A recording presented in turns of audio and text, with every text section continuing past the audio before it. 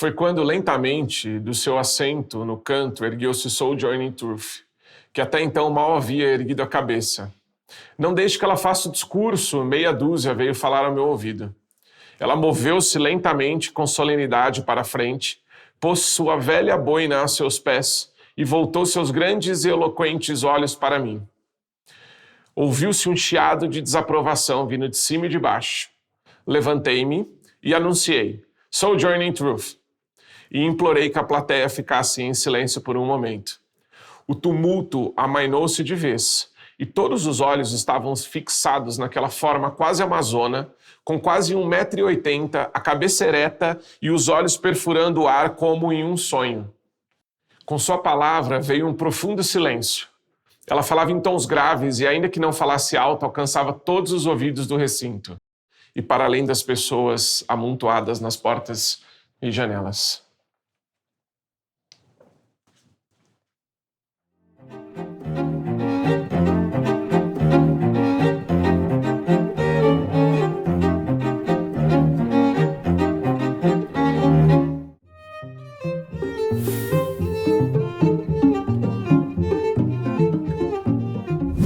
Eu gosto muito de um capítulo do livro do Lévi-Strauss que chama Feiticeiro é só magia.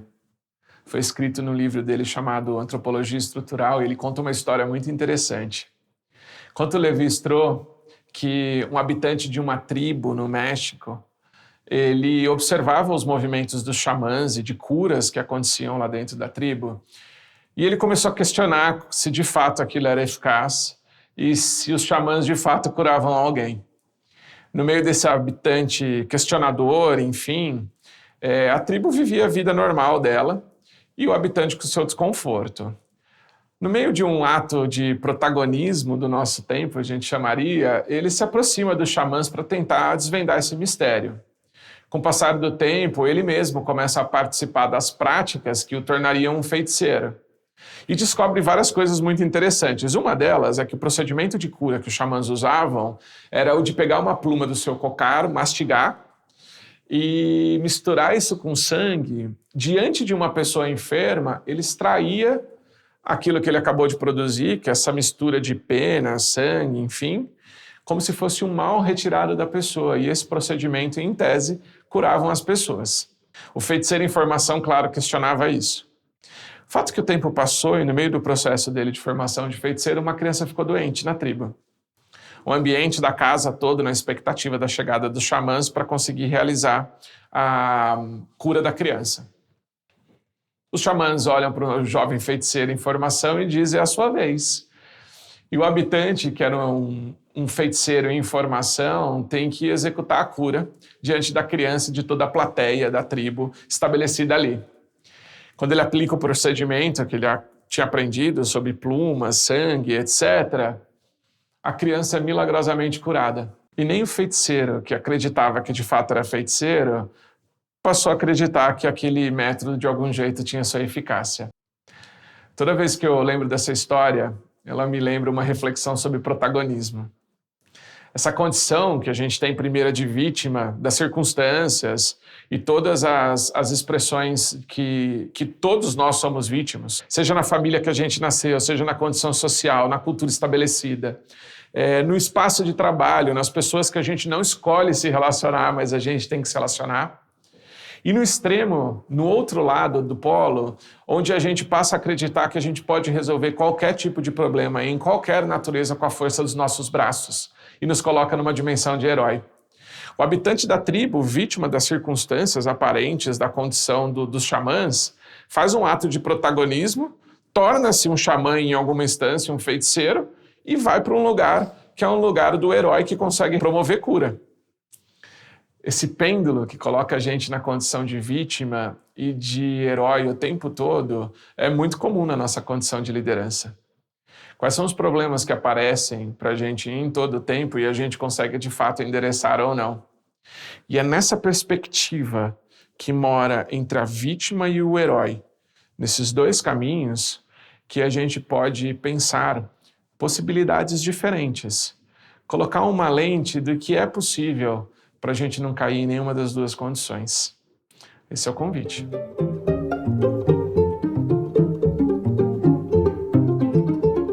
É no Herói de Mil Faces que Joseph Campbell apresenta para a gente a jornada do herói ao monomita.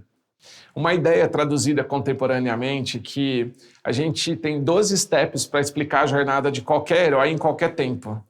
Seja numa religião antiga ou nos filmes atuais de Hollywood, um herói transita por 12 passos que saem de um mundo natural, onde ele tem um status comum, avança por um número sobrenatural e é redimido por uma nova ordem. A gente vê essa história acontecer muito presente, por exemplo, na história do Batman e a jornada, a odisseia de Bruce Wayne.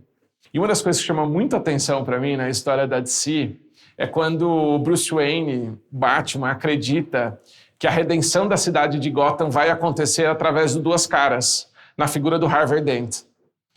Quando ele vai nessa direção de reconstruir a cidade, ele fica muito frustrado quando vê a figura do Harvey ceder ao lado mal da energia que havia na cidade. Quando Bruce Wayne olha para isso, resolve fugir e aguardar um tempo até conseguir pensar em outras alternativas. Quando eu vejo a história do Batman, do Bruce Wayne lá na DC, ela também me lembra alguns movimentos sobre essa história do protagonismo dentro da liderança e as tensões que estão envolvidas dentro desse ambiente. E 3 delas me chamam a atenção. A primeira tensão que aparece para mim é essa história da paralisia. Após a frustração ou algum evento que sai fora do contexto, esse movimento de retração e de não conseguir, diante dos espaços que eu tenho, estabelecer as mesmas respostas que eu já tinha. E essa condição de vitimização começar a ocupar mais espaço do que deveria. E a gente cai lá no extremo da vítima, onde eu não consigo construir respostas, ou abrir caminhos, ou criar possibilidades. Na segunda tensão, a gente vai para o extremo, no espaço do herói que consegue resolver tudo, que também gera o risco desse espaço de frustração, onde eu começo a acreditar que todos os problemas são resolvidos a partir de um chamado da minha voz. Quando eu tenho ambientes onde nada está se solucionando, onde todo mundo espera uma resposta e todo o entorno, assim como no Feiticeiro e Sua Magia, espera do xamã ou do feiticeiro uma resposta pronta. A terceira tensão, para mim, mora no espaço de desconfiança.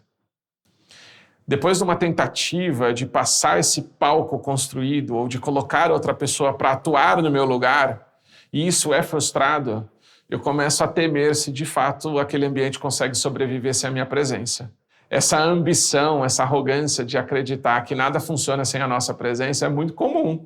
Se em todos os ambientes que a gente experimenta, ele só funciona quando a gente está lá. Nesse espaço onde mora a desconfiança, me lembra um artigo publicado pela Unicamp que confiança é um negócio super simples de explicar, baseado em 3 referências. O espaço da integridade, onde você cumpre promessas, então você está prometendo uma coisa para mim e você cumpre, eu vou confiar em você. Mas cai em 2 dimensões, uma afetiva e uma cognitiva. Na segunda opção, para além da integridade, eu enxergo a competência. O espaço que eu vou confiar em você por aquilo que você consegue fazer. A competência comprovada ao longo do tempo. O espaço que você me mostrou que você sabe fazer aquilo. E na outra dimensão afetiva da benevolência, de saber que você nunca faria mal para mim.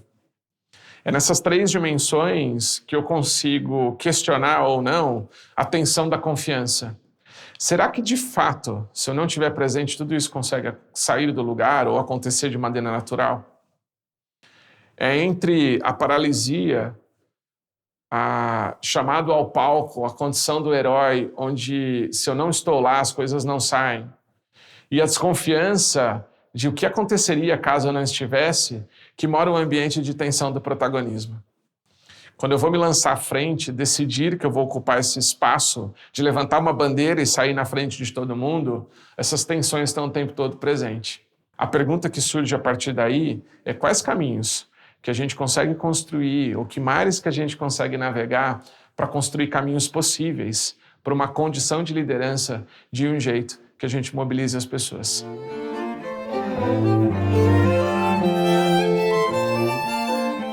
É no livro A Queda do Céu que o David Copenaua conta a história dele, junto com o antropólogo francês. E uma das passagens, aliás, em mais de uma delas, ele diz sobre a dificuldade que era se comunicar com o povo branco, como um indígena. Pela própria construção da língua e a construção histórica que foi feita, ancestral de um povo. E ele conta uma passagem em que ele abre dizendo: eu não sei se vocês vão me entender, mas eu preciso falar. E ele diz o que precisa ser dito. E evidentemente as pessoas compreendem o que ele tinha a dizer naquele momento. Há um espaço de caminho no protagonismo que abre fendas no meio dessas tensões que começa na causa. A autenticidade da causa pode dar voz a um caminho que não coloca a gente nem na vítima e nem no herói. A causa empurra para frente e não dá espaço para ficar se segurando, porque ela começou antes de você. É ancestral a causa que está sendo defendida, essa condição de liderança tem uma transição. Nesse espaço e nesse momento da causa é que eu consigo compreender que não cabe heróis, porque isso não foi concebido em mim e nem vai terminar em mim. Há um espaço de transição a ser conduzido. E um segundo caminho possível, para além dessa perspectiva que mora na autenticidade da causa, a gente encontra um caminho na sobriedade de recuar. Ninguém dá conta de resolver tudo o tempo todo. Ninguém dá conta de carregar todas as dores do mundo debaixo de uma única causa. Uma história que me chama muita atenção sobre recuo, um CEO na pandemia disse que escolheu colocar na cadeira de CEO o vice-presidente de RH. Porque diante de um desafio de saúde, o que a organização precisava de liderança era de alguém que cuidasse de gente. Não era a estratégia, a grande temática em pauta ou a execução da gestão da organização. O que a organização precisava era de uma liderança de saúde. Esse CEO que recua do seu protagonismo, a sua condição de palco, para dar lugar a outro, reflete essa sobriedade de que eu não vou estar presente o tempo todo e resolver tudo o tempo todo. Numa terceira perspectiva, aparece para mim, para além da autenticidade da causa ou a sobriedade do recuo, essa capacidade de estabelecer espaços de confiança. Esses espaços de confiança são construídos a partir de uma perspectiva que eu enxergo um caminho de integridade, de competência, de benevolência no meu time, onde todo mundo tem a intenção de fazer o melhor, está competente nas suas funções e entregar aquilo que é preciso, e um time que cumpre as promessas e os acordos coletivos que são feitos. E é nesse espaço de competência, integridade e benevolência que eu consigo construir um ambiente que não necessariamente precisa da minha presença para funcionar. É um desafio gigantesco no meio dessa tensão de que o protagonismo chama pelo nome do líder o tempo inteiro. Mas talvez abrir fendas em meio a essas tensões, caminhos que leve a gente para a causa, para o espaço do recuo e da confiança, ajude a não cair na tentação de ser vítima de uma circunstância ou avançar na condição de querer ser o herói que resolve tudo o tempo todo.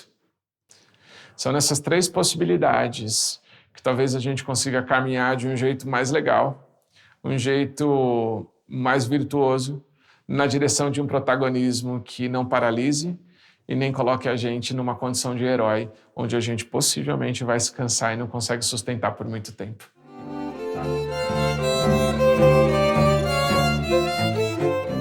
E é nessa perspectiva de protagonismo, onde a gente encontra o polo da vítima e o extremo do herói, que aparecem os caminhos do solo. Caminho do solo que transita por autenticidade da causa, o recuo possível em algumas circunstâncias e a confiança maior no espírito do time. E é ali, nessa lente provocadora, possível e real, que a gente encontra a perspectiva do solo também em protagonismo.